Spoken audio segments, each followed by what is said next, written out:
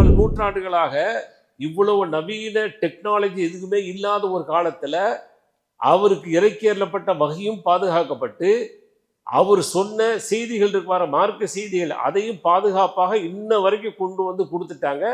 இனிமேல் அழகான முறையில் பாதுகாப்பாக இருக்கு. இதை என்ன செய்ய முடியாது, யாரும் திருட முடியாது, யாரும் அழிக்க முடியாது, ஒழிக்க முடியாது, எதுவுமே செய்ய முடியாது.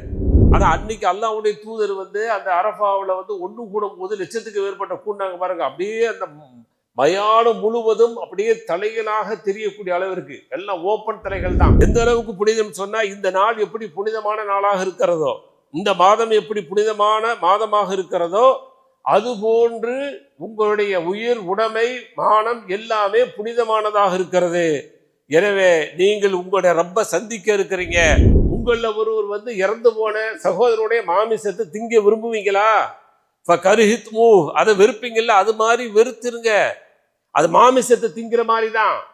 மாமிசத்தை திங்கிறது எப்படி வெறுப்பீங்களோ அதே போல அவர்களை பற்றி பேசுவதை நீங்க வெறுக்கணும் என்று சொல்லி, இந்த உலகத்துல நாம யாருக்காவது துரோகம் செஞ்சிட்டா, யாருக்காவது மோசடி பண்ணிட்டா, நம்பிக்கை துரோகம் பண்ணிட்டா, அல்லாட்ட அதற்கான பதில்கள் கிடைக்காம போயிடுமா? யாரும் எனக்கு விருந்து கொடுக்கல, எனக்கு சலான் சொல்லணும்னு சொல்லி அங்க போர்க்கொடி பிடிக்க மாட்டாங்க. ஆனால் அவங்க விஷயங்களில் உரிமைகள் மீறப்பட்டிருந்தால் நிற்பாங்க. அப்படி நிற்கும் பொழுது மாட்டிக்கொள்வாங்க, எல்லாம் பிடிக்கி கொடுக்கப்படும், கடைசியில் ஓட்டாண்டி ஆயிடுவாரு, நரகத்துக்கு போயிடுவாருன்னு சொல்லி அல்லாஹ்வுடைய தூதர் ஸல்லல்லாஹு அலைஹி வஸல்லம் எச்சரிக்கை செய்யறாங்கன்னா, பகிரங்கமான வெட்ட வெளிச்சமாக இருக்கக்கூடிய மோசமான பாவம் இருக்கிறதே, அதை அவர்கள் செய்யக்கூடாது.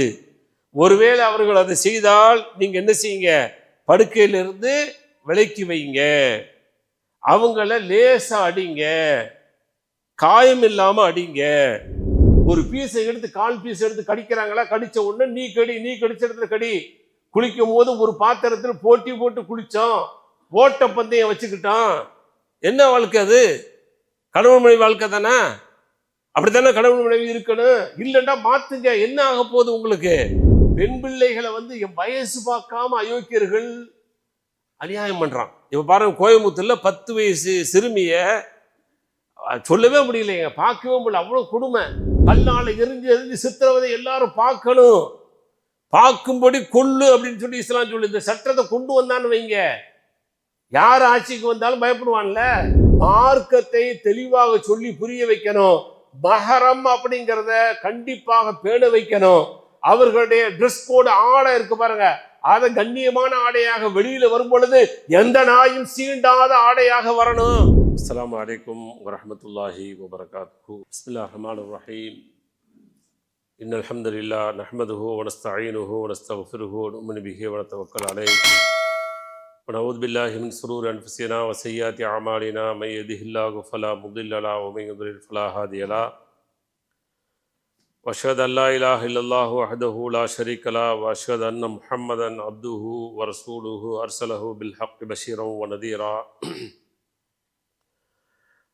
اللهم صل على محمد وعلى آل محمد كما صليت على إبراهيم وعلى آل إبراهيم إنك حميد مجيد. اللهم بارك على محمد وعلى آل محمد كما باركت على إبراهيم وعلى آل إبراهيم إنك حميد مجيد. أما بعد فأعوذ بالله من الشيطان الرجيم. يا أيها الذين آمنوا اتقوا الله حق تقاته ولا تموتن إلا وأنتم مسلمون. அன்பிற்குரிய சகோதர சகோதரிகளே, அல்லாஹ்வுடைய மாபெரும் கருணையினால் எல்லாம் அல்ல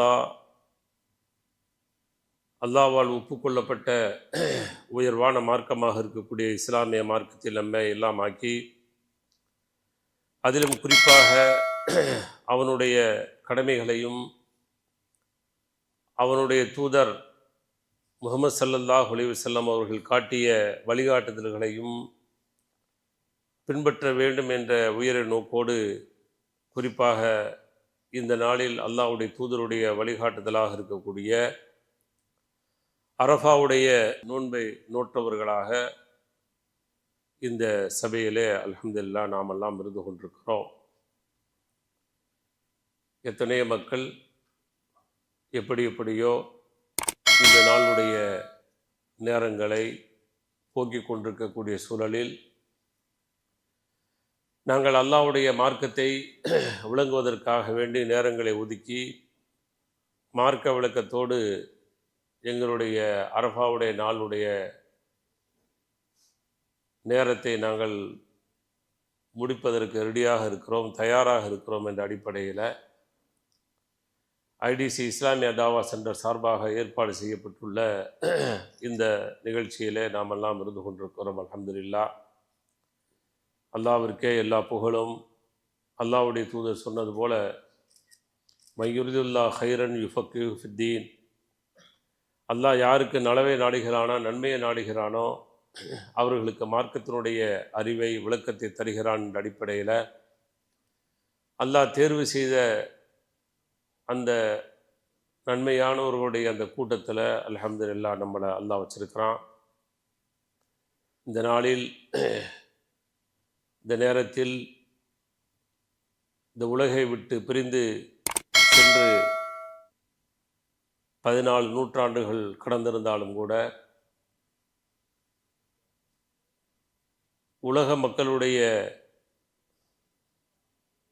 மனதிலே இடம்பெற்றிருக்கக்கூடிய ஒருவர், மனிதரில் ஒருவர் இருக்கிறார் என்று சொன்னால் அது இறை தூதர் முஹம்மது ஸல்லல்லாஹு அலைஹி வஸல்லம் அவர்கள்தான். அந்த உலக மக்களிலே முஸ்லிம்கள் என்று சொல்லக்கூடிய நம் மக்கள் அவரை பற்றி தெரியாதவர்களே இருக்க முடியாது என்ற அளவிற்கு அவர் நம்முடைய உள்ளங்களை, மனதை பிடித்தவராக, ஒவ்வொரு நாளுடைய நகர்வுமே அவர்கள் எப்படி நம்மை வாழச் சொன்னார்களோ அந்த வாழ்க்கையினுடைய நெறிமுறைகளை பின்பற்றி வாழக்கூடிய அளவிற்கு ஒரு வாழும் அற்புதமான வாழ்க்கையை, இஸ்லாமிய நெறிமுறையை இந்த உலகத்திற்கு விட்டு செல்லக்கூடிய அந்த கடைசி நேரத்திலே தங்களுக்கென்று கிடைத்த ஒரே ஒரு வாய்ப்பு ஹஜ் என்று சொல்லக்கூடிய அந்த வாய்ப்பு. முதல் ஹஜ்ஜும் முடிவு ஹஜ்ஜும் எல்லாமே அதுதான். இறுதி ஹஜ் என்று சொல்வதை விட அவருக்கு கிடைத்த ஒரே ஒரு வாய்ப்பு, ஒரே ஒரு ஹஜ்ஜு. அதற்கு அடுத்த ஆண்டு அவர்கள் மரணிக்கிறார்கள். அந்த கிடைத்த வாய்ப்பை இந்த உலக மக்களுக்காக வேண்டி சுருக்கமாக எதையெல்லாம் சொன்னால் அவர்களுடைய வாழ்க்கை சீர்திருத்தம் பெற்றதாக இருக்குமோ, சிறப்பானதாக இருக்குமோ அதை உள்வாங்கி தங்களுடைய 23 ஆண்டு கால வாழ்க்கை பயணத்தை இரத்தினை சுருக்கமாக உரையாற்றி சென்றதுதான் அவர்களுடைய ஹஜ்ஜு பேருரை. அதிலே அரஃபா என்று சொல்லக்கூடிய அரஃபாவுடைய பேருரையும் அமைந்திருக்கிறது என்பதை நாம் எல்லாம் வரலாற்று ரீதியாக பார்க்க முடிகிறது. இப்போ அந்த உயிரினும் மேலாக மதிக்கக்கூடிய அல்லாஹ்வுடைய தூதர் ஸல்லல்லாஹு அலைஹி வஸல்லம் அவர்கள் தங்களுடைய ஹஜ்ஜை நிறைவேற்றுவதற்காக வேண்டி சென்ற பொழுதே அவர்களுக்கான இந்த உலகத்தினுடைய பயணத்தினுடைய முடிவு தெரிந்து விடுகிறது. உலகத்தை விட்டு நாம் போக போகிறோம் அப்படிங்கிற செய்தியை பல்வேறு சந்தர்ப்பங்களில் சூசகமாகவோ நேரடியாகவோ அவர்கள் தங்களுடைய வாழ்நாளில் தெரிவிச்சிட்டாங்க.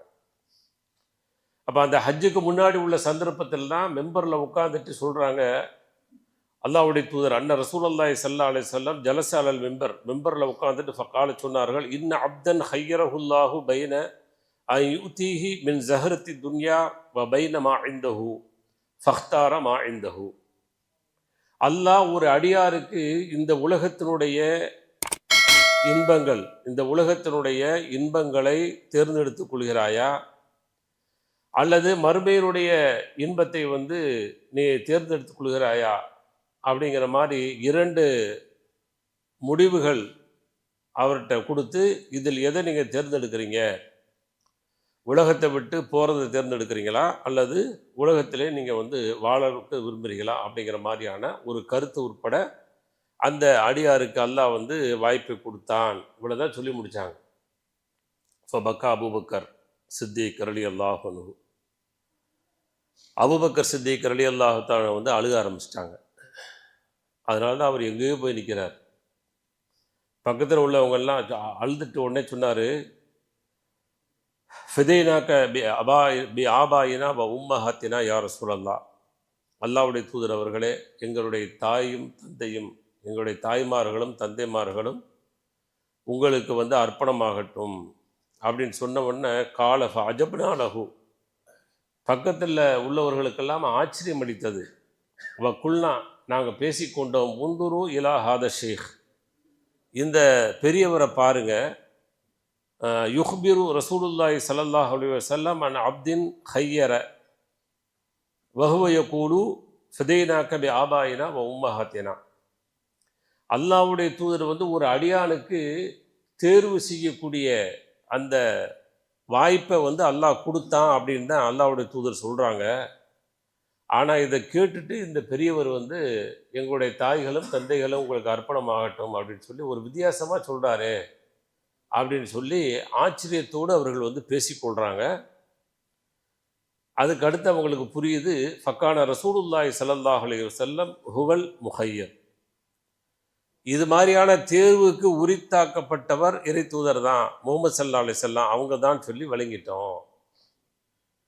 அப்போ அல்லாஹ் வந்து என்ன செஞ்சான், இந்த உலகம் வேணுமா மறு உலகம் வேணுமான்னு சொன்ன உடனே மறு உலகத்துக்கான பயணத்தை வந்து தேர்வு செஞ்ச உடனே இது அல்லாஹ்வுடைய தூதருடைய மரணத்தினுடைய அறிகுறி என்று புரிந்து அபூபக்கர் சித்திக் ரலியல்லாஹு தஆலா அன்ஹு வந்து அழுதாங்க. அப்போ அந்த அறிவிக்கக்கூடிய அந்த நபித்தோழர்கள் சொல்கிறாங்க, வக்கான அபூபக்கர் ஆலமுனா பிஹி, இது விஷயத்தில் அபூபக்கர் சித்திக் ரலியல்லாஹு தஆலா அன்ஹு அவர்கள் வந்து மிக அறிந்தவர்களாக இருந்தார்கள் அப்படிங்கிற செய்தியை புகாரி முஸ்லிம் போன்ற ஹதீஸ் கிரந்தங்களில் பார்க்குறோம். அதே போல் முஆது பின் ஜபல் ரலியல்லாஹு தஆலா அன்ஹு அவங்கள யமனுக்கு அனுப்பும் பொழுது, அடுத்த நீ வரும்பொழுது நான் உயிரோடு இருப்பேனா என்பது எனக்கு தெரியாது என்று சொல்லி அனுப்பிய செய்தியெல்லாம் பார்க்குறோம். அதே போல தான் தங்களுடைய அந்த ஹஜ்ஜுடைய காலங்களில் உண்டான உரையில் ஐயுஹன்னாஸ், மக்களே என்று அழைத்து, இஸ்மாஉ கௌலி, என்னுடைய சொல்ல கேளுங்க, ஃபஇன்னி லா அதிரி லா அல்லி லா அல்காக்கும் பாத ஆமி ஹாதா பிஹாதல் மௌகிஃபி அபதா, இதற்கு பின்னால் இதே இடத்துல வரக்கூடிய ஆண்டில் உங்களை நான் சந்திப்பேன் என்பதற்கான எந்த ஒரு வாய்ப்புமே எனக்கு தெரியல, சந்திப்பேனா என்பதை நான் அறியவில்லை அப்படின்ட்டு அல்லாஹ்வுடைய தூதர் ஸல்லல்லாஹு அலைஹி வஸல்லம் மிகப்பெரிய வந்து பீடிகை போட்டுறாங்க. அப்போ அதோடு அவங்களோட வாழ்க்கை முடிய போகுது அப்படிங்கிறது தெரிஞ்சு போச்சு. அதற்கு பின்னாடி அல்லாஹ்வுடைய தூதர் ஸல்லல்லாஹு அலைஹி வஸல்லம் வந்து பல்வேறு உபதேசங்களை வந்து இந்த சமூகத்திற்கு செஞ்சாங்க. அதில் ஒரு செய்தி என்ன சொன்னாங்கன்னா, நம்முடைய உயிர்கள், உடைமைகள், மானங்கள் எல்லாம் பாதுகாப்பானது அப்படிங்கிற செய்தியை பதிவு பண்ணாங்க. அதே போல் அடுத்த செய்தியாக வந்து வட்டியை வந்து அடியோடு தடை செய்கிறேன், ஒழிக்கிறேன் என்ற பிரகடனத்தை அல்லாஹ்வுடைய தூதர் பண்ணாங்க. அதே போல் அடுத்து அல்லாஹ்வுடைய தூதர் செய்த அடுத்து செய்தி என்ன அப்படின்னு சொன்னால், பிரகடனம் வந்து ஐயாமில் ஜாஹிலியா என்று சொல்லக்கூடிய மடத்தனம் இருக்குது பாருங்க, அறிவிலித்தனம், அதை நான் வந்து ஒழிக்கிறேன் என்று சொல்லி அதையும் அல்லாஹ்வுடைய தூதர் பிரகடனப்படுத்தினாங்க. அதே போல் அடுத்து ஷைத்தானை குறித்தும் ஒரு பிரகடனம், ஷைத்தான் வந்து இந்த பூமியில் வந்து வணங்குவதை விட்டு நிராசை ஆகிட்டான் அப்படின்னு சொல்லி அந்த பிரகடனத்தையும் அல்லாஹ்வுடைய தூதர் பண்ணிட்டு, அடுத்து பெண்கள் விஷயத்தில் நீங்கள் ரொம்ப கவனமாக இருந்து கொள்ளுங்கள் என்று சொல்லி கணவன் மனைவியுடைய அந்த உறவை குறித்து ஒரு உபதேசத்தையும் அல்லாஹ்வுடைய தூதர் செஞ்சுட்டு, இதற்கு பின்னாடி நீங்கள் உங்களுடைய வாழ்க்கையில் எதை கொண்டு நீங்கள் போகணும்னு சொன்னால், ஒன்று அல்லாஹ்வுடைய வேதம், ரெண்டு என்னுடைய வழிகாட்டுதல், அதைத்தான் நீங்கள் வந்து பின்பற்றணும், உங்களுக்கு மத்தியில் சகோதர வாஞ்சியோடு நீங்கள் வாழுங்கள் என்றெல்லாம் சொல்லி அல்லாஹ்வுடைய தூதர் ஸல்லல்லாஹு அலைஹி வஸல்லம் அவர்கள் அந்த மக்கள் மன்றத்தில் அல்லாஹ்வை சாட்சியை வச்சு, நான் உங்களுக்கு எத்தி வைத்து விட்டேனா அப்படின்னு சொல்லி கேட்ட பொழுது, எத்தி வச்சுட்டீங்க அப்படின்னு சொன்ன உடனே அல்லாஹ்வை சாட்சிப்படுத்தி விட்டு அல்லாஹ்வுடைய தூதர் ஸல்லல்லாஹு அலைஹி வஸல்லம் அவர்கள் அந்த உரையை முடித்தார்கள் அப்படிங்கிற செய்தியை வந்து நம்ம பார்க்குறோம். அப்போ இதில் ரொம்ப சுருக்கமாக பல செய்திகளை சொல்லிட்டு முத்தாய்ப்பாக, நீங்கள் எனக்கு பின்னாடி நீங்கள் என்னை வந்து பார்க்க முடியாது, என்னை தேட முடியாது, நான் கிடைக்க மாட்டேன், ஆனால் என்னுடைய வாழ்வியல் வழிகாட்டி உங்களுக்கு இருக்கும், எனக்கு இறைக்கேறப்பட்ட குர்ஆன் உங்களுக்கு இருக்கும், அந்த ரெண்டின் மூலமாக வந்து உங்களுடைய வாழ்க்கையை நீங்கள் செம்மைப்படுத்தி கொள்ளுங்கள் என்று சொல்லி இப்படி உலகத்தில் ஒரு தலைவரை யாருமே பார்க்க முடியாது. ரொம்ப அதிசயம். ஏன்னா இதெல்லாம் மக்கள்கிட்ட கொண்டு போய் நம்ம சேர்க்கணும். ஏன்னா இந்த உலகத்தில் வாழும் பொழுது எந்த விதமான சுயநலம் இல்லாமல் வாழ்ந்த ஒரு தலைவர் அவர். எந்த ஒரு சுயநலமும் கிடையாது. இன்னைக்கு யார் வேணாலும் என்ன வேணாலும் பேசிக்கலாம். ஆனால் அவரவர்களுக்கு அந்த பொறுப்புகளும் அந்த அதிகாரங்களும் ஆட்சிகளும் வந்த பிறகு அவரவர்கள் எப்படி இருக்கிறாங்க அப்படிங்கிறத அந்த உலகத்தில் பல தலைவர்களையும் பல பொறுப்பாளர்களையும் நம்ம வந்து பார்த்துக்கிட்டு வர்றோம். அவர்கள் யாருமே என்ன இல்லை ஏழ்மை அப்படிங்கிற நிலைமையில் இருந்தே அவங்க மூத்தா போனதாகலாம் வந்து நம்ம வரலாற்றில் பார்க்கல. ஆனால் இவர் ஒருத்தர் தான் அப்படியே பார்க்க முடியுது. அந்த அளவுக்கு எதை சொன்னாங்களோ அதை அப்படியே செய்து விட்டு இந்த உலகத்தில் போனாங்க தைரியமாக. அதனால தான் அந்த வாழ்க்கை வந்து வாழ்ந்துக்கிட்டு இருக்கு. மற்றவருடைய வாழ்க்கை எங்கேயுமே வாழலையே. நிறைய பேரும் வந்து வாழ்ந்தாங்க, உதாரணமாக காட்டுறாங்க. ஆனால் அங்கொன்றும் இங்கொன்றுமாக ஒரு சில உதாரணங்கள் தான் காட்டுறாங்களே தவிர எல்லாமே காணா போயிடுது, மறைஞ்சு போயிடுது. ஆனால் மறையாத, மறைக்க முடியாத, இனியும் மறையாத, உலகம் அழிகின்றவரை இருக்கக்கூடிய ஒரு வாழும் அற்புதமாக இவருடைய வாழ்க்கை நெறிந்து ஒன்று. குர்ஆன் ஒரு பக்கம் இருக்கிற மாதிரி இவருடைய வாழ்க்கை நெறி இருந்துகிட்டு இருக்கு. அதை பாதுகாப்பதற்காக வேண்டி பயங்கரமான கஷ்டங்களை தியாகங்களை சந்தித்து இன்றைக்கு நம்முடைய கையில் அவருடைய அந்த வாழ்வியல் புத்தகம் ஹதீஸ் அப்படிங்கிறது நமக்கு வந்து கிடைச்சிருக்கு. அல்ஹம்துலில்லாஹ். பெரிய ஒரு வாய்ப்பு இந்த காலத்தில். எதையும் ஆச்சரியப்படுற பாருங்க, அதெல்லாம் ஒன்றுமே கிடையாது. 14 நூற்றாண்டுகளாக இவ்வளவு நவீன டெக்னாலஜி எதுவுமே இல்லாத ஒரு காலத்தில் அவருக்கு இறக்கியறப்பட்ட வகையும் பாதுகாக்கப்பட்டு அவர் சொன்ன செய்திகள் இருக்கிற மார்க்க செய்திகள் அதையும் பாதுகாப்பாக இன்ன வரைக்கும் கொண்டு வந்து கொடுத்துட்டாங்க. இனிமேல் அழகான முறையில் பாதுகாப்பாக இருக்கு. இதை வந்து என்ன செய்ய முடியாது, யாரும் திருட முடியாது, யாரும் அழிக்க முடியாது, ஒழிக்க முடியாது, எதுவுமே செய்ய முடியாது. அவன் வந்து ஒரு குரானை எரிச்சான்னு சொன்னால் 9 பேர் எந்திரிப்பாங்க நாங்கள் மனப்பாடம் பண்ணியிருக்கோன்னு சொல்லி. ஒரு ஹதீஸ் வந்து ஏதாவது பிரச்சனை அப்படின்னு சொன்னாங்கன்னா அதில் 9 பேர் எந்திரிச்சு அதுக்கு வந்து மறுப்பு தெரிவிப்பாங்க. அந்த அளவுக்கு உண்டான ஒரு ஆக்கிரமிப்பை வந்து அல்லாஹ்வுடைய தூதர் ஸல்லல்லாஹு அலைஹி வஸல்லம் அந்த வாழ்க்கையை வந்து ஆக்கிரமிச்சிருச்சு. அதனால தான் சொன்னாங்க, குர்ஆனையும் ஹதீஸையும் நீங்கள் என்ன செஞ்சிருங்க, பின்பற்றி நீங்கள் நடந்துருங்க அப்படின்னு சொல்லி அல்லாஹ்வுடைய தூதர் ஸல்லல்லாஹு அலைஹி வஸல்லம் அவர்கள் வந்து கடைசியாக அந்த செய்தியும் அல்லாஹ்வுடைய தூதர் சொன்னார்கள் அப்படிங்கிற செய்தியை வந்து பார்க்க முடிகிறது. அப்போ முதலாவது செய்தியாக வந்து இன்ன திமாஅக்கும் அம்பாலக்கும் அலைக்கும் ஹராமுன் இலா அன் தல்கவ் ரப்பக்கும் க ஹுர்மதி யௌமிக்கும் ஹாதா வ க ஹுர்மதி ஷஹரிக்கும் ஹாதா வ இன்னக்கும் சதல்கவுன ரப்பக்கும் ஃபயஸ்அலுக்கும் அன் அமாலிக்கும் வக்கத் பல்லகத். மனிதர்களே என்று சொல்லி அழைக்கிறாங்க. மக்காவுடைய வாழ்க்கையில் விரல் விட்டு எண்ணக்கூடியவங்க தாங்க. அக்கபாவில் வந்து ரொம்ப கம்மியான பேர்கள் தான் உடன்படிக்கை செஞ்சுட்டு போனாங்க. 10 ஆண்டு கால வாழ்க்கை மதீனாவுடைய வாழ்க்கையில தான் மிக வேகமாக பரவுகிறது. அவர்களுக்காக வேண்டி உயிரை கொடுக்கக்கூடிய தொண்டர்கள், தியாகிகள், சஹாபாக்கள், தோழர்கள் அப்படிங்கிற அடைமொழியோடு எந்த அளவுக்கு மாறினாங்கன்னு சொன்னால் லட்சத்துக்கு மேற்பட்டவர்கள் மாறிட்டாங்க. அரஃபாவுடைய மைதானம் இன்னைக்கு ஹஜ்ஜுக்கு போகிறவங்களுக்குலாம் தெரியும். இல்லை, அரஃபா வந்து மைதானமாகவே தெரியாது. ஏன்னா இன்னைக்கு நமக்கு வந்து சௌரியங்கள் வேண்டும் அப்படிங்கிறதுக்காக வேண்டி அங்கங்கே கூடாரங்கள்லாம் வந்து நமக்கு செய்யப்பட்டிருக்கு. அதே போல் மரங்கள்லாம் வைக்கப்பட்டிருக்கு. வேப்ப மரங்கள்லாம் பார்த்தீங்கன்னா அங்கே இருக்கும். அரபு நாடுகளில் பெரும்பாலும் வேப்ப மரங்கள் இருக்காது. இப்போ கொஞ்சம் கொஞ்சமாக வச்சுட்டு வர்ற மாதிரி அங்கே இருக்குது. அதே போல் நம்முடைய வசதிக்காக வேண்டி என்ன பைப்லாம் ஊண்டி அதில் வந்து தண்ணீர்கள் வந்து பூ மாலை போல தெளிச்சுக்கிட்டுலாம் இருக்குது. ஆனால் அன்னைக்கு அல்லாஹ்வுடைய தூதர் வந்து அந்த அரஃபாவில் வந்து ஒன்று கூடும் போது லட்சத்துக்கு மேற்பட்ட கூண்டாங்க பாருங்க. அப்படியே அந்த மயானம் முழுவதும் அப்படியே தலைகளாக தெரியக்கூடிய அளவிற்கு எல்லாம் ஓப்பன் தலைகள் தான். தலையில் ஏதாவது கவுத்திக்கிட்டு வருது சுண்ணத்தெல்லாம் சொல்கிறேன் பாருங்க, எல்லாத்துக்கும் வேட்டு வச்சாங்க. அதெல்லாம் ஒன்றும் இல்லைப்பா, நீ வா வந்து உட்காரு அப்படின்னு சொல்லிட்டு ஒரு தாய் மக்கள் போல எல்லாரும் ஒன்றா வந்து ஒரே உடுப்பில் ஆண்களை எல்லாம் வந்து ஒரு திருடனில் ஒன்று கூட்டி அந்த ஜபலுர் ரஹ்மா என்று சொல்லக்கூடிய அந்த அரஃபாவுடைய மலை பெரிய பிரம்மாண்டமான மலை கிடையாது, முகது அளவுக்கு உண்டான மலை கிடையாது, சாதாரண சின்ன மலை தான், குட்டி மலை தான். குன்று என்று சொன்னால் சரிதான் அந்த வார்த்தை. அப்போ அந்த மலையில் ஏறி நின்றுக்கிட்டு தான் அல்லாஹ்வுடைய தூதர் ஸல்லல்லாஹு அலைஹி வஸல்லம் இந்த செய்தியை சொல்கிறாங்க. அந்த செய்தி அந்த மக்களுக்கு தெளிவாக போய் பதிய வச்சது அல்லாஹ்வுடைய வேலை. அது இன்னைக்கு மைக்கில் போட்டு கத்துனாலும் சில வேளைகளில் காதில் உள்ளே போக மாட்டேங்குது. உள்ளே போனால் கூட காதில் போனால் கூட காதுக்குள்ளே போய் என்ன செய்யணும், உள்ளுக்குள்ளே இப்படி இறங்கிடணும்ல, இறங்கினா தான் வேலை செய்யும். காதுக்குள்ளே போயிட்டு இந்த காது வழியாக நிறையா வெளியே வந்துடுது எல்லாத்துக்கும், உங்களுக்கு எனக்கு நிறையா பேத்துக்கு. அதனால தான் பல விஷயங்கள் வந்து நடைமுறையிலே இல்லை, நடைமுறைப்படுத்த மாட்டோம். அப்போ இது உள்ளே போய் இறங்குச்சுன்னா வேலை செய்யும். வேலை செஞ்சு நம்மளை அதை உயிரோட்டம் உள்ளதாக ஆக்கும். அரஃபாங்கிறது உள்ள போய் வேலை செஞ்சதுனால தான் இன்னைக்கு அரஃபா நோம்புல உட்காந்துருக்கோம். இல்லாட்டா அரஃபா நோம்பு வைக்க மாட்டோம். அரஃபா நோம்புங்கிறது பதிஞ்சு நல்ல தெளிவா பதிஞ்சு இங்க உள்ள போனது வெளியே விடல, உள்ளுக்குள்ள போய் பதிஞ்சிருச்சு. அதே மாதிரிதான் பல விஷயங்கள் நமக்கு உள்ள போய் பதிஞ்சிருச்சுன்னா அதை நாம என்னதான் சொன்னாலும் யாருக்காக வேண்டியும் அதை நாம விட்டு கொடுக்க மாட்டோம். அதான் யதார்த்தம். அது அந்த அளவுக்கு அல்லாஹ்வுடைய தூதர் ஸல்லல்லாஹு அலைஹி வஸல்லம் அவர்கள் அந்த பிரச்சாரத்தை செய்யும் பொழுது அதுல ஒரு செய்தியை சொல்றாங்க. உங்களுடைய உயிர்கள், உங்களுடைய உடைமைகள், உங்களுடைய அதே போல ரத்தங்கள் இருக்கு பாருங்க, மானம் எல்லாமே புனிதமானது. எது வரைக்கும் புனிதமானது சொன்னா உங்களுடைய ரப்பை நீங்கள் சந்திக்கின்ற வரை அது புனிதமானதாக இருக்கிறது அப்படின்னு சொல்றாங்க. எந்த அளவுக்கு புனிதம் சொன்னா, இந்த நாள் எப்படி புனிதமான நாளாக இருக்கிறதோ, இந்த மாதம் எப்படி புனிதமான மாதமாக இருக்கிறதோ, அதுபோன்று உங்களுடைய உயிர், உடைமை, மானம் எல்லாமே புனிதமானதாக இருக்கிறது. எனவே நீங்கள் உங்களுடைய ரப்பை சந்திக்க இருக்கிறீங்க.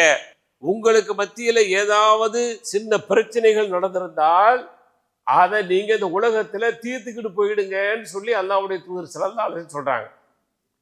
யௌமு நஹர் என்று சொல்லக்கூடிய 10ஆம் நாள்ல மினாவுல உட்கார்ந்துட்டு கேள்வியே கேட்டாங்க. இது எந்த நாள், எந்த மாசம் அப்படின்னு சொல்லி எந்த ஊர் என்றெல்லாம் கேட்டுவிட்டுத்தான் அல்லாஹ்வுடைய தூதர் ஸல்லல்லாஹு அலைஹி வஸல்லம் இன்னும் தெளிவாக பதிவு பண்ணாங்க. இந்த நாள், இந்த ஊர், இந்த மாதம் எப்படி புனிதமானதாக இருக்கிறதோ அதுபோல உங்களுடைய உயிர், உடைமை, மானம் எல்லாமே புனிதமானது என்று அல்லாஹ்வுடைய தூதர் சொன்னாங்க.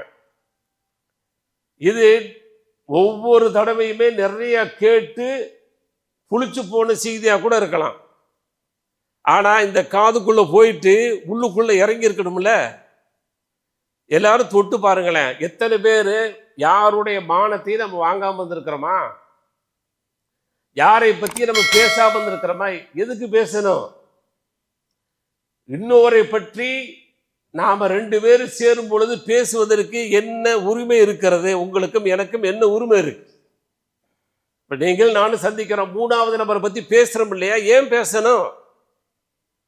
அப்படி பேசினாலும் என்ன லாபம்? அது ஏதாவது லாபம் இருக்கா? அவரை பத்தி நீங்க பேசுறீங்க, உயர்வு பேசுறீங்க, அவர் படிச்சிருக்கிறாரு, நல்லா ஓதி இருக்கிறாரு, நல்ல மனப்பாடம் பண்ணியிருக்கிறாரு, மார்க்கத்தை பின்பற்றாரு, இது தப்பு கிடையாது. இது மானத்தை வாங்கல.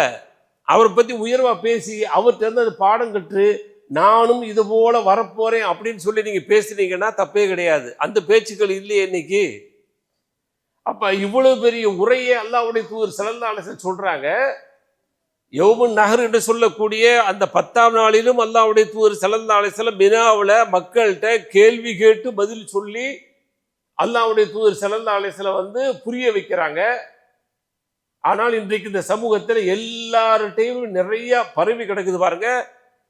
இந்த உயிரையும் சரி, உடைமையும் சரி, மானமும் வாங்கப்படுவது சர்வசாதாரண பேச்சு. உயிரை வேணா வாங்காம இருக்கலாம். ஏன்னா கொலை பண்ணோம்னா தெளிவா தெரியுது, நம்மளை கொலை பண்ணிடுவாங்க, நாம கொலை பண்ணப்படுவோம் அப்படிங்கிற பயத்தினால அந்த வேலையை யாருமே செய்யல. அதே போல பொருளாதாரத்தில் எவ்வளவு பெரிய மோசடி நடக்குது. இன்னைக்கு கடன் கொடுக்கறதுக்கு பயமா இருக்கு. நம்மள்கிட்ட கேட்குற கடன் கொடுக்குவான்னு சொன்னா ரொம்ப கவனமா செய்யுன்னு சொல்லி நம்ம சொல்ற கடன் கொடுங்கன்னு சொல்லக்கூடிய மார்க்கம் அது. அல்லாஹ்வுக்காக வேண்டி கடன் யாருப்பா தர்றீங்கன்னு அல்லாஹ் கேட்கிறான். கடன் அப்படிங்கிறது நீங்க குடுக்கல் வாங்கல் செய்யணும். பெரிய வசனத்தை அல்லாஹ் சூரத்து பக்ரால இறக்கி நீங்க ஒரு உடன்படிக்கை எக்ரிமெண்ட் போட்டுக்கொள்ளணும். கடன் கொடுக்கல் வாங்கல. உங்களால கடன் வாங்கினவர் யார் கொடுக்க முடியும்னு சொன்னா நீங்க தள்ளுபடி செய்யுங்க. இப்படியெல்லாம் கடன் சம்பந்தப்பட்ட செய்திகள் சொல்லப்பட்டிருக்கிறது. ஆனா இன்னைக்கு கடன் சொல்லி கேட்டாலே பயப்படுற அளவுக்கு இருக்கு. வாரா கடன் சொல்லி கேள்விப்பட்டிருக்க பாருங்க. வராத கடனாக கொடுத்துட்டா பிரச்சனை இல்லை, வரக்கூடிய கடனாக எதிர்பார்த்து கொடுத்தீங்கன்னா அது இன்னைக்கு வரல. நிறைய கடன் விஷயங்களில், கொடுக்கல் வாங்கல் விஷயங்கள்ல நிறைய மோசடி நடக்குது. தொழுகிறாரானா தொழுகிறாரு, நோன்பு வைக்கிறாரா நோன்பு வைக்கிறார். நிறையா கடைசியில பார்த்தீங்கன்னு சொன்னா இது விஷயத்துல வரும் பொழுது எவ்வளவு பவ்யமாக, எவ்வளவு ரொம்ப ஆர்வமாக, ரொம்ப அப்படி கூனி குறுகி கடனை வாங்கினாரோ, இவர் கொடுத்தாரு பாருங்க, அவரு கூனி குறுகி போய் வாங்குறாரு. இங்க ஒண்ணுமே செய்ய முடியல. ஊர்ல என்ன நடக்குது தெரியுமா? இவரை கொண்டு போய் போலீஸ் ஸ்டேஷன்ல மாட்டி விட்டுற. யார் கடன் கொடுத்தாரோ அது நடந்துகிட்டு இருக்கு. உங்க ஊர்களை நடந்துச்சா என்னன்னு தெரியல, பல இடங்கள்ல நம்ம கேள்விப்பட்ட செய்தி அது. இப்ப கடன் கொடுத்தவர் அந்த வீட்டில் போய் கேட்க போனார், ஒரு தடவை கேட்க போனாருன்னு சொன்னால் சொல்லிடுறாங்க, இங்கே மாதிரி இப்படிலாம் கேட்டுலாம் வரக்கூடாது, வந்தேன்னு சொன்னால் போலீஸ் ஸ்டேஷனில் வேறு மாதிரி கம்ப்ளைண்ட் கொடுத்துருவேன். எப்படி வேறு மாதிரி கம்ப்ளைண்ட்டு? எங்கள் வீட்டில் வந்து நான் இல்லாதப்ப எங்கள் பெண்களை வந்து அப்படி செய்கிறான் அப்படி செய்கிறான்னு சொல்லி ஏதாவது இல்லாத பொல்லாத சொல்லி மாட்டி விட்டால் அது கேஸாக மாறிடும். அப்போ கொடுத்தவருக்கு தண்டனை என்ன அப்படின்னு சொன்னால் போலீஸ் ஸ்டேஷனில் போய் மாட்டிக்கிறார். அப்போ உங்களுடைய உயிர் எப்படி புனிதமானதை, உங்களுடைய உடைமைகள் பொருளும் புனிதமானதுன்னு அல்லாஹ்வுடைய தூதர் சொல்லிட்டு போனாங்கல்ல, அது ஏன் உள்ளுக்குள்ளே ஏறலை? ஒரே ஒரு திர்ஹம் அல்லது ஒரு தீனார் அப்படி நிற்கிறாங்க, ஜனாசா இருக்குது, இந்த ஜனாசாவுக்கு கடன் இருக்கான்னு கேட்குறாங்க. ஆமாம் கடன் இருக்கு, 1 அல்லது 2 திர்ஹம் அல்லது தீனார் இருக்குன்னு சொல்கிறாங்க. சொன்ன உடனே இதை அடைக்கிறதுக்கு யார் பொறுப்பேற்றுக்கள்னு கேட்குறாங்க. அப்போ நான் பொறுப்பேற்றுக்கிறேன் அப்படின்னு சொன்ன உடனே அல்லாஹ்வுடைய தூதர் தொலை வைக்கிறாங்க. தொலை வச்சு முடிச்ச உடனே அவரை கூப்பிட்டு கடன் அடைச்சிட்டீங்களான்னு கேட்குறாங்க. உடனே இது எப்பண்டா அவங்கள்ட்ட பைத்துல் மால் வருவதற்கு முன்னாடி, வந்த பின்னாடி அவங்க பொறுப்பேற்றுக்கிட்டாங்க அப்படிங்கிற செய்தி 2ஆம் செய்தி, அது வேறு. அப்போ மன்னிக்கப்படாத ஒன்று ஷஹீத் என்று சொல்லக்கூடிய உயிர் தியாகிக்கு மன்னிப்பே இல்லைங்கிற அளவுக்கு இந்த கடன் வந்து நிற்குதுன்னு சொன்னால், அப்போ உடைமைகள் விஷயத்தில் ரொம்ப கவனமாக இருங்க அப்படின்னு தானே அல்லாஹ்வுடைய தூதர் சொன்னாங்க. அந்த உடைமைகள் விஷயத்தில் எவ்வளவு இன்றைக்கு வந்து ரொம்ப அசால்ட்டாக புடுவோக்கர் வாங்கும் பொழுது உள்ள இது வேறு, தரமாட்டேங்கிற அந்த போங்கு இருக்குது பார்த்தீங்களா, அது வேறாக இருக்குது. இதுலேயும் பார்த்தீங்கன்னா இன்றைக்கி உள்ளுக்குள்ளே போகலை. அது 3வது விஷயம், யாரையுமே விட்டு வைக்கலை. ஏதாவது சொல்லுங்களேன், யாராவது யோசிச்சு பாருங்கள், தனிமையில் உட்காந்து நீங்கள் நானும் எல்லாமே யோசிச்சு பார்ப்போம். நம்ம யாரை பற்றியுமே நாம் புறம் பேசலை, யாரை பற்றியுமே வந்து நாம் தப்பாக எண்ணலை, யாரை பற்றி எதுவுமே எனக்கு தேவையில்லை அப்படின்னு சொல்லி நாங்கள் ஒதுக்கிறது தான் அப்படின்னு சொல்லி யாராவது சொல்ல முடியுமா? ஏதாவது கொண்டு வந்து எங்கேயாவது கொண்டு வந்து சொருவி எதையாவது பேசுகிறேன். எதுக்கு பேசுகிறாங்கிறேன்? பேசுறதுனால என்ன பலன்? அல்லாஹ் கேட்குறானே, என்ன கேட்குறான்? அய்யுஹிப்பு அஹதுக்கும் அன் யஅகுல லஹ்ம அஹீஹி மைத்தன், உங்களில் ஒருவர் வந்து இறந்து போன சகோதரனுடைய மாமிசத்தை திங்க விரும்புவீங்களா? ஃபகரிஹித்மூ, அதை வெறுப்பீங்கல்ல, அது மாதிரி வெறுத்துருங்க. அது மாமிசத்தை திங்கிற மாதிரி தான். மாமிசத்தை திங்கிறது எப்படி வெறுப்பீங்களோ அதே போல் அவர்களை பற்றி பேசுவதை நீங்கள் வெறுக்கணும் என்று சொல்லி அல்லாஹ்வுடைய சட்டமும் சொல்லுகிறது. அல்லாஹ்வுடைய தூதர் ஸல்லல்லாஹு அலைஹி வஸல்லம் இதை தான் வலியுறுத்தி சொன்னாங்க. அதனால் ரொம்ப கவனமாக இருக்கிறதுக்கு முயற்சி பண்ணுவோம், பக்குவப்படணும். நாம் உயிர்களை வந்து போக்க முடியல தவிர பொருளாதார விஷயத்திலையும் பலவீனமாக இருக்கிறோம். ஆனால் 3ஆவதாக இருக்கக்கூடிய மானபங்கப்படுத்துவதற்கு பாருங்க, அதில் பார்த்தீங்கன்னா பயங்கரமாக இருக்குது. இன்னைக்கு மீடியாக்கள் சொல்ல வேண்டியதே இல்லை. இன்னைக்கு மீடியாக்கள் சொல்ல வேண்டியதே இல்லை. எந்த அளவுக்கு வந்து மானபங்கப்படுத்துகிறோமோ அவ்வளவும் படுத்துறதுக்கு ரெடியாக இருக்கிறோம். அது நமக்கு தேவையே இல்லை. இப்போ ஒருத்தர் என்ன செய்கிறார், ஒரு கட்சியோட கூட்டணி இருக்கிறாரு, கூட்டணியிலிருந்து விலகி இன்னொரு கட்சிக்கு போய் ஆதரவு கொடுத்தாரு, திடீர்னு பார்த்தீங்கன்னா பதவி கிடைச்சோன்னு போயிட்டாரு. போகட்டும், உலகம் அதானங்க. உலகம் என்னங்க அது? உலகம் உங்களை ஆசை காட்டுங்க, பதவி ஆசை காட்டும், பட்ட ஆசை காட்டும். அதில் வந்து நாம் ரொம்ப கரெக்டாக இருக்கிறோமா, அந்த ஆசைக்கு அடிபணிகிறோமா, அல்லாஹ்வுக்கு நேர்மையாக நின்று அந்த ஆசைகளை வந்து நாம் வந்து பெற்றுக்கொள்கிறோமா? எல்லாம் அல்லாஹ்வுடைய மன்றத்தில் கேள்வி இருக்கே. எல்லாம் தப்பிச்சு போயிடுவோமா? இந்த உலகத்தில் நாம் யாருக்காவது துரோகம் செஞ்சிட்டா, யாருக்காவது மோசடி பண்ணிட்டா, நம்பிக்கை துரோகம் பண்ணிட்டா, அல்லாஹ்ட்ட வந்து அதற்கான பதில்கள் கிடைக்காம போயிடுமா? அதற்கான தீர்வுகள் கிடைக்காம போகுமா? கிடைக்கத்தான் செய்யும். அதையெல்லாம் நாம் புரிஞ்சிருக்கிறோமே. புரிஞ்சிட்டு நான் தப்பு செய்யறேன்னு சொன்னா அதை நீங்க இந்த தப்பை வண்டவாளத்தில் ஏற்றி சந்தி சிரிக்க வச்சு அசிங்கப்படுத்தி நமக்குள்ளேயே அசிங்கமா இருக்கு பாருங்க. இது வேண்டாம. ஏதாவது ஒரு பிரச்சனை அப்படின்னு சொன்ன உடனே டபக்குன்னு என்ன செய்யறது, உடனே வந்து வீடியோ எடுக்கிறது, போட்டு வர்றது. ஒரு 3 மாசம் 4 மாசம் இருக்கிறது கூட குறைய இருக்கு. நம்ம இந்த ஜும்மால கூட சொல்லியிருக்கிறேன். என்ன சொன்னா, ஒரு ஊர்ல ஒரு டோக்கன் விஷயம் தான், ஒண்ணுமே கிடையாது. ஒரு டோக்கனும் டூப்ளிகேட்டா அந்த அம்மா அடிச்சுட்டு வந்து அது எவ்வளவு தூரம் அசிங்கமாக பரவுச்சு. பரப்புறது யார்? எதுக்கு எடுக்கிறத? இப்ப இதை எடுக்கிறேன்னு சொன்னா இது போகட்டும், நல்ல செய்திகள் தானே போகட்டும், அது பிரச்சனை இல்லை. அல்லாஹ் பாதுகாக்கட்டும். யார் ஏதாவது ஒரு பிரச்சனை வந்து பேசுறாங்கன்னா உடனே அங்க பாத்தீங்கன்னா தூக்கிறது, அதை வந்து சமாதானம் பண்றது, அதை தீர்த்து வைக்கிறது, அதான வேலையா இருக்கணும். அப்ப குறிப்பாக முஸ்லிம்களுடைய அந்த மானம் விஷயங்களில் கவனமாக இருங்கள் என்று அல்லாஹ்வுடைய தூதர் ஸல்லல்லாஹு அலைஹி வஸல்லம் அவர்கள் தங்களுடைய அந்த ஹஜ் உரையிலே சொன்னார்கள். அப்படிங்கிற பிரதானமான செய்தியாக வந்து நம்ம பார்க்குறோம். அது இது நாளைக்கு மறுமையில நம்மளை நஷ்டவாளியாக ஆக்கிடும். பல தடவை சொன்ன செய்தி, தெரிஞ்ச செய்தி தான். முஃப்லிஸ்னா யாருன்னு கேட்டாங்க. அப்ப அல்லாஹ்வுடைய தூதர் முஃப்லிஸ்னா யாருன்னு கேட்டவங்க சொன்னாங்க, யார்கிட்ட வந்து தீனார் இல்லையே திர்ஹம் இல்லையே அவங்க தான். அல்லாஹ்வுடைய தூதர் சொன்னா இல்ல, அவர்லாம் இல்ல, அவர்கிட்ட எல்லாமே இருக்கும்.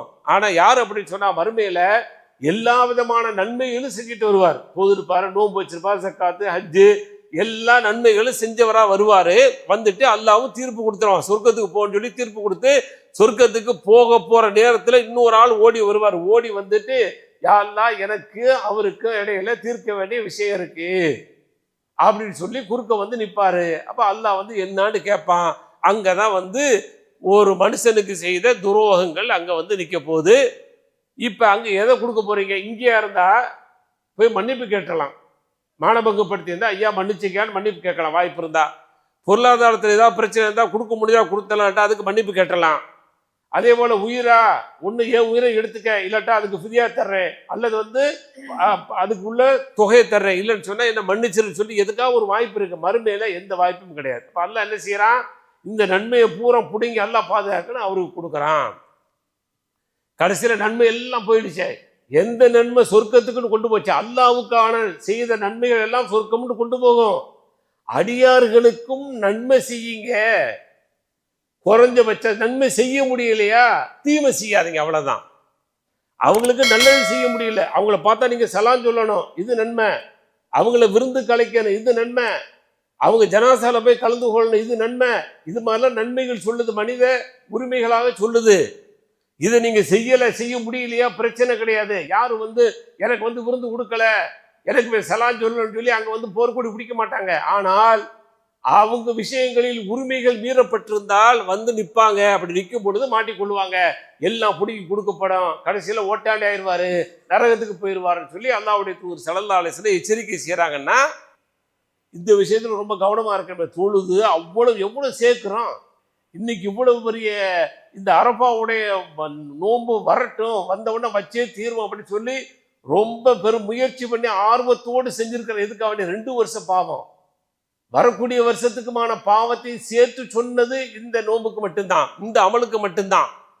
அவ்வளவு பெரிய சிறப்பை நம்ம அடைஞ்சிட்டு இதை முடிச்ச உடனே என்ன சோறு போட்டாங்க, உதாரணத்துக்கு என்ன அப்படி செஞ்சாங்க, என்ன பேசினாங்க, என்ன பேசினாரு, ஏதாவது ஒண்ணு லேசா சொல்லிட்டோம்னா அவ்வளோ முடிஞ்சா.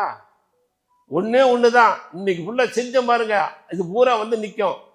அங்க வந்து பிடிச்சிட்டாங்கன்னு வச்சுக்கிடுங்க, இந்த அரபா நோம்பு சேர்ந்தானே அவருக்கு போகும். எந்த நன்மை போகும் எந்த நன்மை போகாதுன்னு சொல்லி பிரித்து அறிவிக்கிறாங்களா? இல்லையே.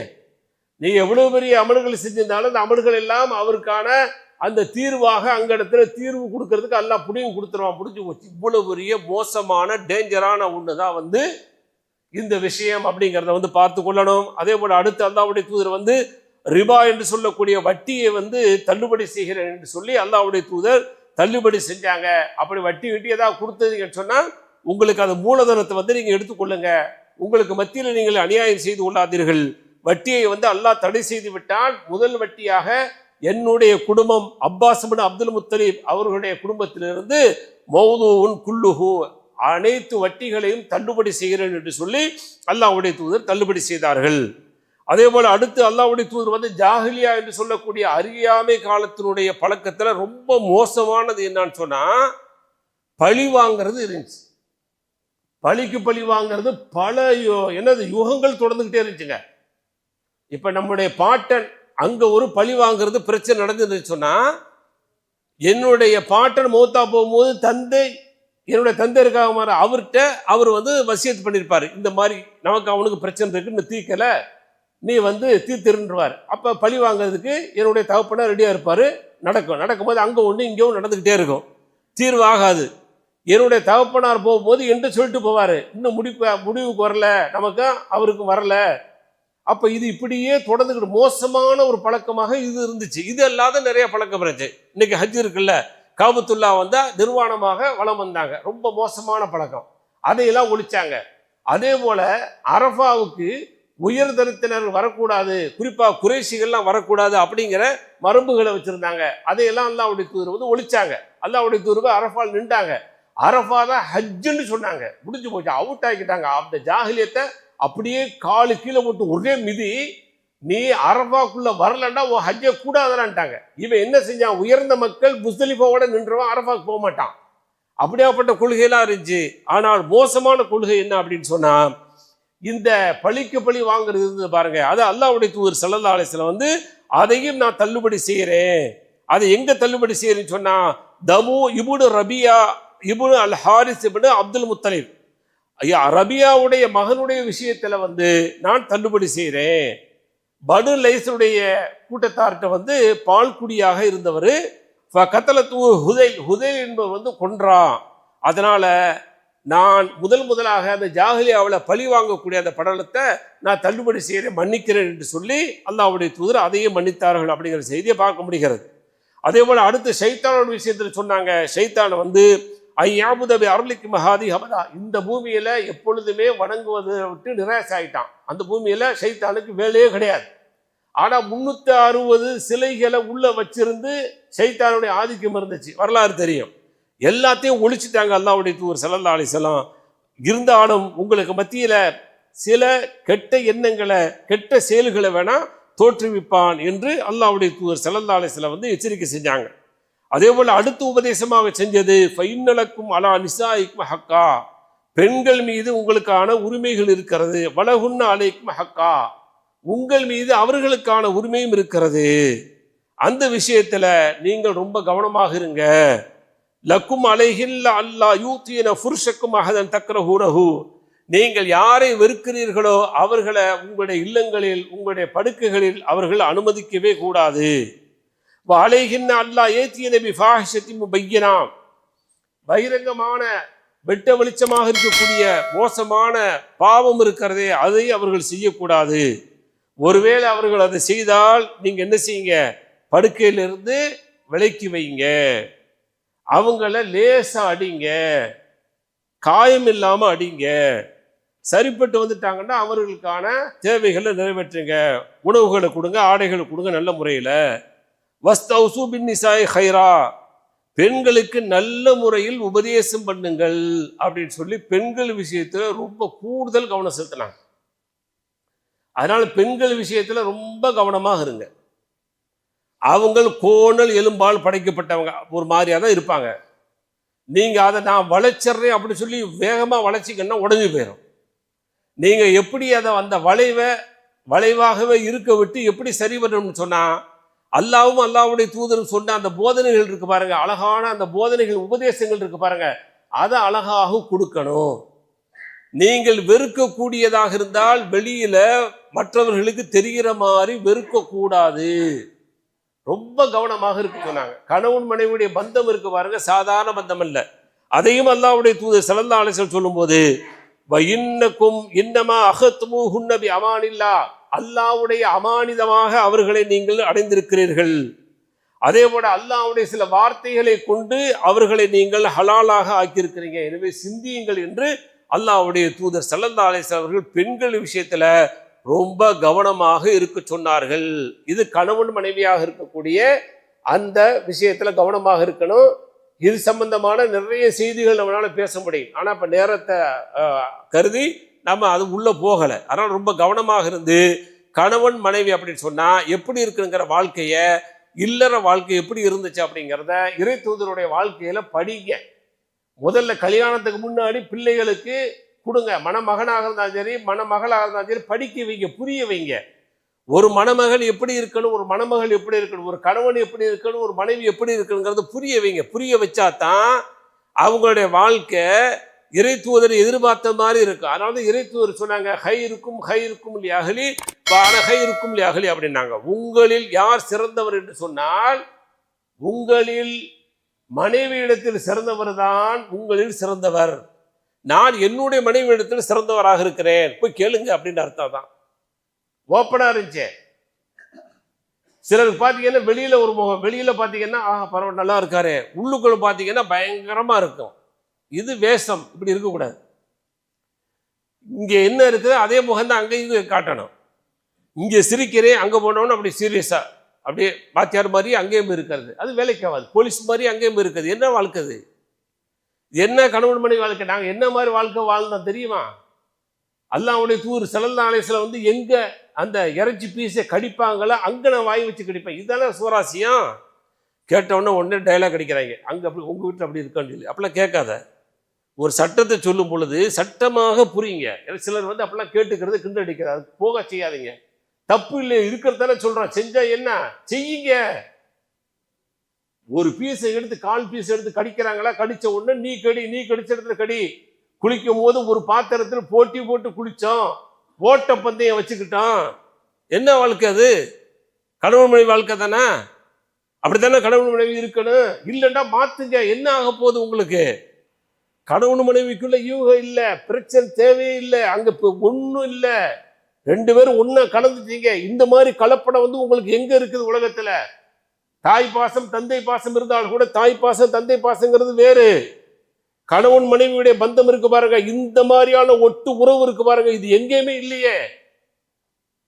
எந்த அளவுக்கான உறவு அது? அதனாலதான் சொன்னாங்க ரொம்ப கவனமாக இருங்க, கவனமா நடந்துக்கிடுங்க, கவனமா பேணி கொள்ளுங்கள் என்று அல்லாஹ்வுடைய தூதர் ஸல்லல்லாஹு அலைஹி வஸல்லம் அவர்கள் கணவன் மனைவி விஷயத்துல ரொம்ப கவனமாக இருக்க சொன்னாங்க. அதனால கவனமாக இருக்கணும். குறிப்பாக பிள்ளைகள் விஷயத்தில் கவனமா இருக்கணும், பெண் பிள்ளைகள் விஷயத்துல கவனமா இருக்கணும். ஏன்னா பெண் பிள்ளைகளை வந்து வயசு பார்க்காம அயோக்கியர்கள் அநியாயம் பண்றான். இப்ப பாருங்க, கோயம்புத்தூர்ல 10 வயசு சிறுமிய சொல்லவே முடியலைங்க, பார்க்கவே முடியல, அவ்வளவு கொடுமை. எந்த ஒரு மிருகமும் சிறு மிருகத்தை போய் வந்து புணர்ந்ததாக நம்ம பார்க்கல. அது எல்லாம் ஈக்குவல் வயசுல உள்ளதை தான் அது போய் என்ன செய்யும், அதுகளுக்குள்ள வந்து அந்த உணர்வுகளை வச்சுக்கொள்ளும். இவ்வளவு பெரிய காட்டுமிராண்டிகள் பார்த்தீங்கன்னா அப்பைக்கப்ப வந்துகிட்டே இருக்கிறான். 3 வயசு சிறுமியை தூக்கிட்டு போய் கெடுத்துட்டு அதோ எந்த அளவுக்குன்னா ரொம்ப கொடூரமா செய்கிறான். கருவறைக்குள்ள வச்சே செஞ்சாலும் ஆசிபா போன்றவர்கள் எல்லாம். அப்ப எவ்வளவு பெரிய அயோக்கியர்கள் இருக்கிறாங்க. இதெல்லாம் செஞ்ச உடனே இங்க வந்து குதிக்கிறாங்க, அவனை வந்து தூக்குல போடுங்க, கொச்சையா சொல்றாங்க, குஞ்சுமணி அருங்கிறாங்க. இவ்வளவு பெரிய ஆத்திரம் வருதுல்ல. இஸ்லாம் தான் சொல்லுது, இவன் வந்து இது மாதிரி விபச்சாரம் பண்ணிட்டான், கல்யாணம் முடிச்சான்னு சொன்னா கொன்றுங்குது. கல்லால் எரிஞ்சு கொள்ளு, சாதாரணமா கொள்ளக்கூடாது. கல்லால் எரிஞ்சு சித்திரவதை எல்லாரும் பார்க்கணும், பார்க்கும்படி கொள்ளு அப்படின்னு சொல்லி இஸ்லாம் சொல்லு. இந்த சட்டத்தை கொண்டு வந்தான்னு வைங்க, யார் ஆட்சிக்கு வந்தாலும் பயப்படுவான்ல, எப்படியாவது பிடிக்கப்படுவான். பிடிச்சிட்டா நீங்க தைரியமா போறான். என்ன செய்ய போற, எத்தனை வருஷம் போட போற, போடு பார்த்துக்கலாம். அப்ப பெண் பிள்ளைகள் விஷயத்துல ரொம்ப கவனமாக பேணுதலா இருக்கு. நீங்க மாட்டை என்ன செய்யக்கூடாது, படிக்கணும் தான், அதில் மாற்று கருத்தே கிடையாது. படிக்கணும் எனக்கு என்னான்னு விட்டுட்டுலாம் நீங்கள் இருக்கக்கூடாது. சில பேரண்ட்ஸ் பார்த்தீங்கன்னா எங்கே வேணாலும் விட்டுருவோம், எப்படி வேணாலும் போகும், வரும், ரைட்டு தான். அதுக்குள்ள நீங்கள் கண்காணிப்பு கேமராக்கள் இருக்கா இல்லைன்னு சொன்னால் அந்த கேமரா இந்த மார்க்கம் சார்ந்த கேமராவை ஃபிட் பண்ணி அனுப்பணும்ல. அப்படி அனுப்புனீங்கன்னா கொஞ்சம் பாதுகாப்பு இருக்கு. இருந்தாலும் அந்த பெண் தப்பா போகலையே. 10 வயசு சிறுமி அந்த நாயை போய் பார்க்க போச்சா இல்லையே, என்ன கெடுறான்னு சொல்லி சொல்லிச்சா இல்லையே. அந்த நாய் தானே ஆசைவார்த்தை காட்டி சாக்லேட்டு கொடுக்க மாதிரி கொண்டு போய் கொண்டிருக்கிறான். கெடுத்துட்டு விட்டுருந்தா கூட அந்த பிள்ளையா இருந்திருக்கும். எங்க ஒரு பிள்ளையை பெற்றெடுப்பவர்களுக்கு தானுங்க அதனுடைய கஷ்டம் தெரியும். பிள்ளை இல்லாதவர்கள் பிள்ளையை பெற்று ஏங்கும் பொழுது அவர்கள்ட்ட போய் கேளுங்க, பிள்ளையுடைய நிலைமை பற்றி தெரியும். பிள்ளைக்காக வேண்டி கஷ்டப்பட்டு ஒவ்வொரு பிள்ளைகளும் வளர்க்கக்கூடிய பெற்றோர்களுக்கு கஷ்டங்கள் தெரியும். ஆனால் அதையெல்லாம் புரியாம சர்வசாதாரணமாக வந்து இது போன்ற கொடூரங்கள் நடக்குதுன்னு சொன்னா நீங்க 2 வகையில நம்முடைய பெண் பிள்ளைகளை சரி பண்ணணும். ஒண்ணு, நம்முடைய பெண் பிள்ளைகளுக்கு மார்க்கத்தை சரியாக போதிச்சுக்கிட்டே இருங்க, நல்லா சொல்லிக்கிட்டே இருங்க, மார்க்கம்னு பேசுங்க. அதே போல எவனும் நமக்கு உறவு கிடையாது, எவ்வளவு பெரிய உறவா இருந்தாலும் ஆம்பளைங்கிறத சொல்லுங்க.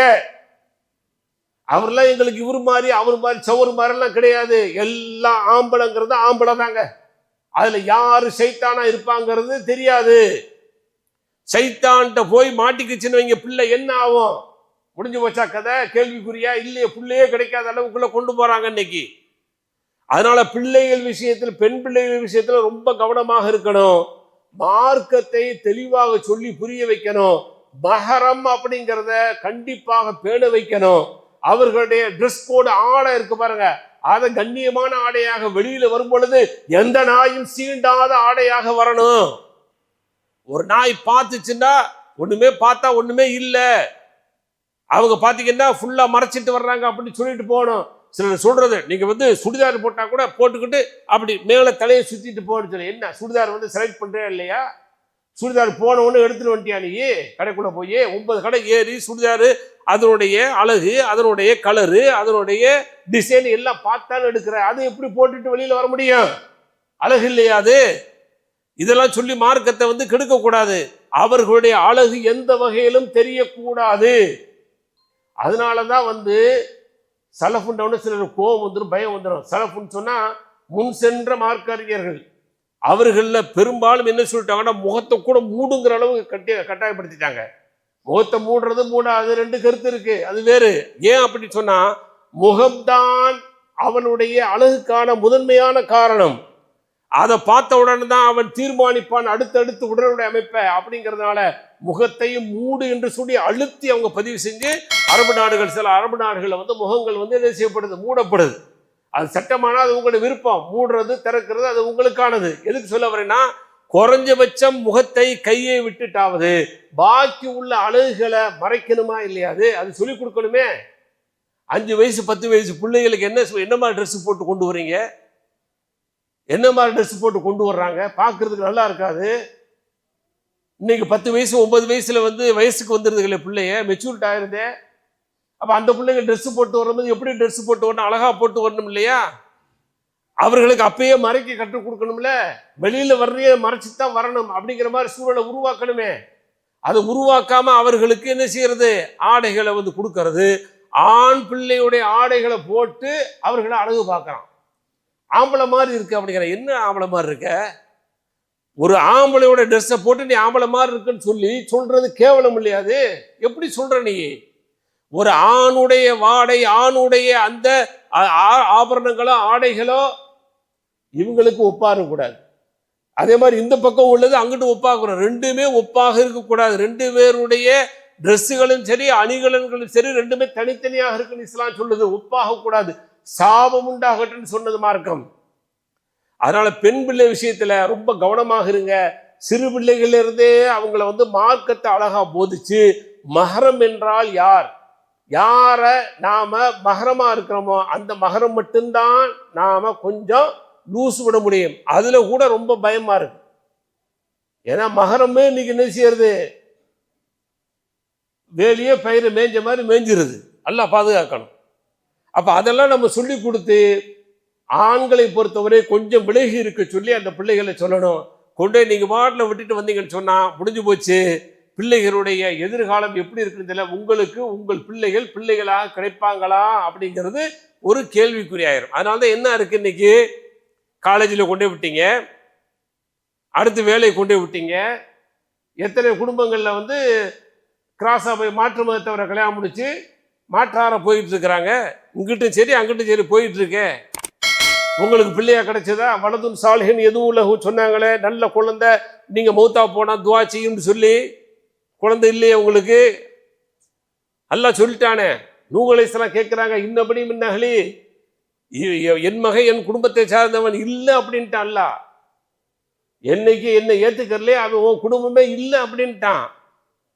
நம்ம இஸ்லாத்தை விட்டு வெளியில போயிட்டா நம்ம பிள்ளை இல்லையே, அந்த துவா எங்க நமக்கு கிடைக்க போகுது? கிடைக்காதே. அதனால அல்லாஹ்வுடைய தூதர் ஸல்லல்லாஹு அலைஹி வஸல்லம் அவர்கள் பெண்களுக்கான உபதேசங்களை செஞ்சாங்க. பெண் பிள்ளைகளை ரொம்ப கவனமாக பாருங்க. அதுக்காக ஆண்களை நம்ம விட்டணும் அப்படின்னு சொல்லக்கூடாது. ஆண்களையும் கவனமா பாருங்க. ஆண்களுக்கும் சொல்லிக் கொடுக்க வேண்டிய விஷயங்களை சொல்லிக் கொடுங்க. கவனமாக இருக்க சொல்லுங்க. ஆடைகள் விஷயத்துல அவர்கள் தங்களை மறைச்சிட்டு தான் வெளியில போகணும் அப்படிங்கிறத சொல்லுங்க. பழக்க வழக்கங்கள் விஷயத்துல நண்பா நண்பிக்கெல்லாம் வேலையே கிடையாது. நண்பன் நண்பர்களோட தான் பழகணும், நண்பி நண்பிகளோட தான் பழகணும். 2 பேரும் மாற்று பாலாக இருக்கக்கூடியவர்கள் எல்லாம் நண்பனும் நண்பியுமாக வாழ முடியாது. அப்படிங்கிறதையெல்லாம் அவர்களுக்கு நாம படிச்சு கொடுக்கணும். அதெல்லாம் படிச்சு கொடுத்து நாம பக்குவப்படுத்தி அவர்களை அனுப்பினாலும் கூட எதிரில் வரக்கூடிய ஓநாய்கள் வேட்டையாடக்கூடிய சூழல் இருக்கிறது. அப்படி ஒருவேளை வேட்டையாடினால் அந்த வேட்டைக்கான தீர்வு என்ன அப்படிங்கிறதையும் அரசல் புரசலாக சொல்லி கொடுங்க. குறைஞ்சபட்சம் மிளகா புடியாவது வச்சு விட்டு அனுப்புங்க. பேக்குள்ள முகத்துல பூசிக்கலாம் இல்லையா, நேத்துச்சுன்னா அப்படித்தானே? என்ன செய்யலாம்? ஊதி விடலாம். குறைஞ்சபட்சம் கண்ணுல குறைஞ்சபட்சம் ஊதி விடலாம். ஃபத்தல் அவனே மிளகாத்தூள் எடுத்து வரானா? இப்ப அவனே எடுத்துட்டு வரானா? உஷாராயிட்டான். ஒரு உதாரணத்துக்கு தான். அதனால நீங்க என்ன செய்ய முடியும், உங்களால தற்காப்பு என்ன கொண்டு போக முடியும் அதை கொண்டு போங்க. பேக்கில் அதையும் வச்சுக்கிட்டு முடிஞ்ச வரைக்கும் தங்களை பாதுகாத்துக் கொள்வதற்காக வேண்டி வாய்ப்புகளை தேடிக்கொள்ளணும். ஆக அல்லாஹ்வுடைய தூதர் ஸல்லல்லாஹு அலைஹி வஸல்லம் அவர்கள் தங்களுடைய உரையில நமக்கு பல செய்திகள் சொல்லிவிட்டு நாம் நம்முடைய வாழ்க்கை பயணத்தை குர்ஆன் சுன்னா அடிப்படையில் வைத்துக்கொண்டு சகோதர வாஞ்சியோடு வாழணும், இந்த இஸ்லாத்தை பிறருக்கு எடுத்து சொல்லணும் அப்படிங்கிற அழகான உபதேசத்தை பாடத்தை அல்லாஹ்வுடைய தூதர் தங்களுடைய ஹஜ்ஜுடைய உரையில கொடுத்தார்கள். அது போன்ற பாடங்களை எல்லாம் படிச்சிருக்கிறோம். ரொம்ப கவனமாக அல்லாஹ்வுடைய மார்க்கத்தை பார்த்து எது சரியாக இருக்கிறதோ அந்த சரியான வாழ்க்கை நெறியை பாடமாக படித்து பின்பற்றி அல்லாஹ்வுடைய அருளை பெறுவோம். வாஹிர் தாவானா அல்ஹம்துலில்லாஹி ரப்பில் ஆலமீன். அஸ்ஸலாமு அலைக்கும் வரஹ்மத்துல்லாஹி வபரகாத்துஹு.